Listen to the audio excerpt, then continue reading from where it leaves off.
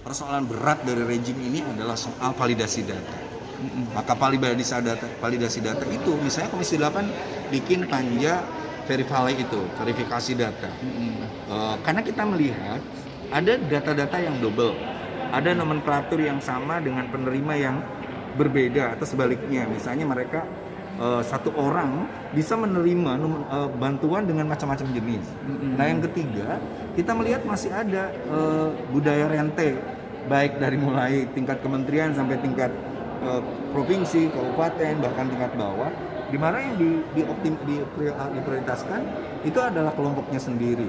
Makanya jangan heran kalau ada yang sebenarnya sudah tidak perlu mendapat bansos, malah dia dapat, sementara orang miskin baru karena COVID-19 malah nggak kebagian.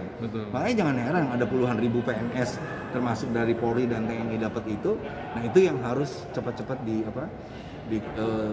kembali verifikasi, pemulihan data, dan juga harus mulai dari bawah data itu, sehingga mana yang betul-betul perlu dengan program bantuan sosial, mana yang enggak.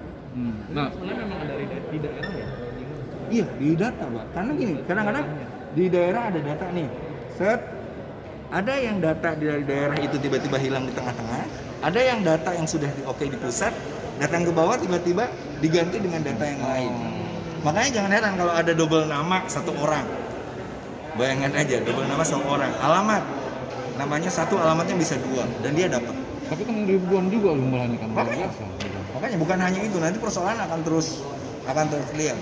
Saya satu grup di WA dengan Bu Risma itu, dia kelihatan sekali emosional ya. Walaupun kita bilang bahwa ini harus diselesaikan secara sistematis, tidak emosional. Tapi gimana cara untuk menyelesaikannya ini? Ini kan karena dari bawah diubah di atas, dari atas diubah di bawah. Makanya ini harus ada itu dia koordinasi yang lebih masif soal penyuguhan data ini. Karena kalau enggak tetap aja carut marut. Ada mafianya, ada mafia datanya nih terkait soal ini. Kalau saya melihat ya, ada orang yang memang melihat ada celah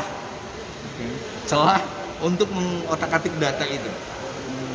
Kalau mafia secara keseluruhan dan itu terorganisasi, saya enggak. Tapi ada orang yang memang sudah sangat pengalaman untuk lalu celah. Contoh kecil lah, saya mengkritisi Himbara, bank-bank yang menyalurkan itu.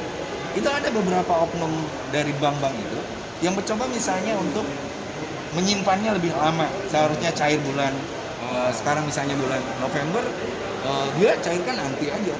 Nah itu pun harus menjadi persoalan bagi kita. Maka kita akan manggil Himbara. Tapi